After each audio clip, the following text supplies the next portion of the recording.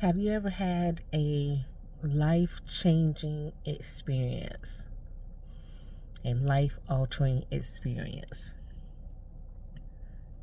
I've had several, but 2017, March 13th, 2017, I had one that really made me reevaluate life because on March 13th, 2017, somewhere around 7:37 a.m.,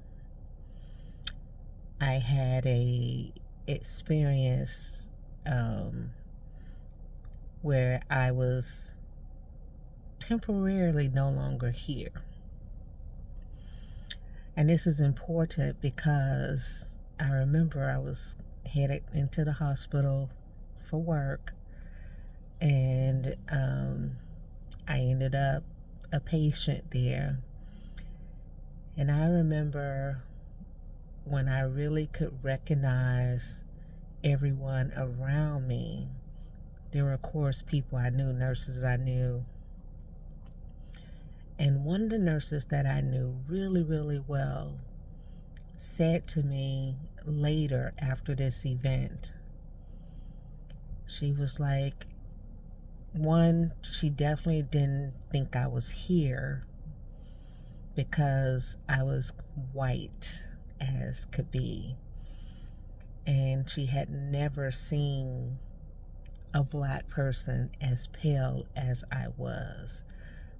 You know, this is when they picked me up off the ground and rushed me, and she really thought I was not here.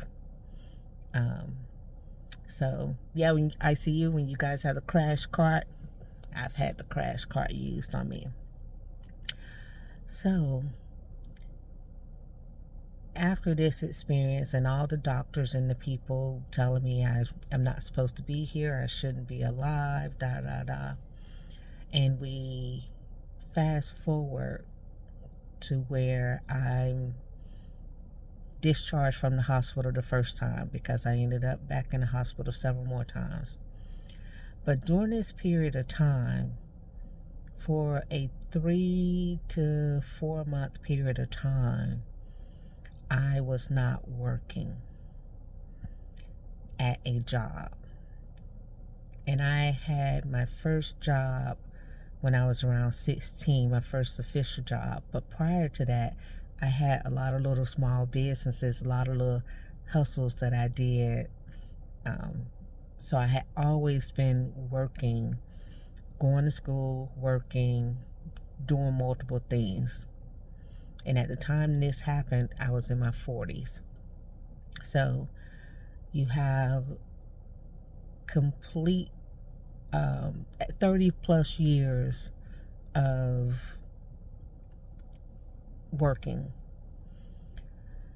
And I knew I was going to retire early because I had planned on retiring early. That's why I was working so much.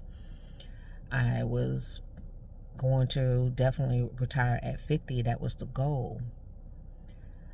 But I did not realize that my life could be lived at a much slower pace. I did not realize that I wanted to live my life at a much slower pace until this incident occurred. And once this incident occurred, first thing I thought was, this is horrible. I can't walk. I can't use my body the way I've been used to using it. I'm dependent on people. I was so upset. I was so angry that this was the life that I had in that moment. And I was really upset that I had a disability sticker. I was really upset that I had to use the little chairs in the stores. I was really upset that someone had to help me to like be able to use the bathroom. I was very upset, just angry, because I felt a sense of betrayal with my life. Now, I worked through all of that. That situation forced me to reevaluate my life and to reevaluate what type of life I wanted to live and where I would like for my life to go. It forced me to reevaluate all of the hours that I put into the job and doing those things that I was doing to set myself up for something in the future. And it was the first time in a very long time that I was forced to rely on someone else. And it was the first time in an extremely long time that I did not have a plan for my life. I did not have direction. My only direction, my only goal was being able to get up out of that stupid wheelchair. My only goal was being able to walk without worrying about falling, to be able to move again, to not have to rely on somebody again. That was my only goal. And I started doing everything to accomplish that, and I accomplished that. Now, 9 years later, I can tell you that after that experience, so many more things happened, many more life-altering experiences that I never thought would happen. And all of it put me in the mindset of knowing that I can live a different life.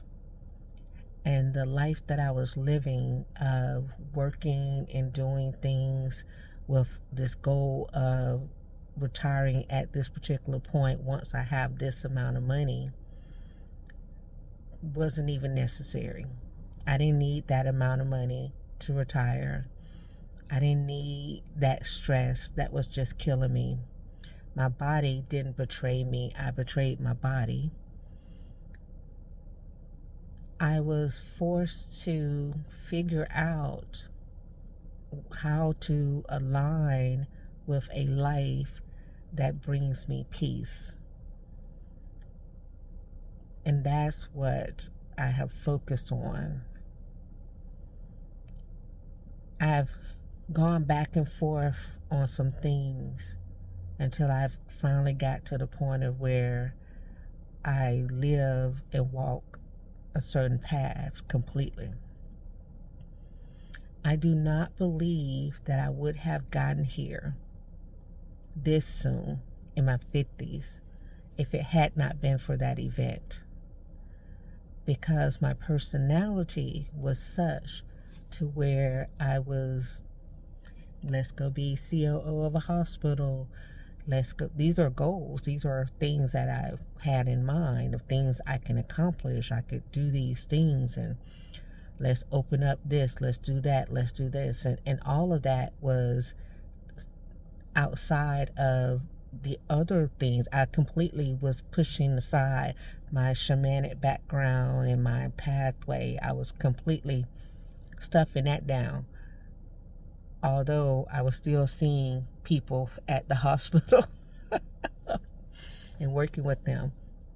But I was completely pushing aside all of these other parts of me that had been part of me my entire life. I would do them on a small level, but I was completely just pushing that side of me away because I was focused. I was driven. I'm going to make this money and I'm going to retire because I'm going to have the money that I need to have to retire. And then I could do this. And life said, no, you need to do this now. Anything else is extra. You need to be Dr. Freisen today. So I became Dr. Freisen.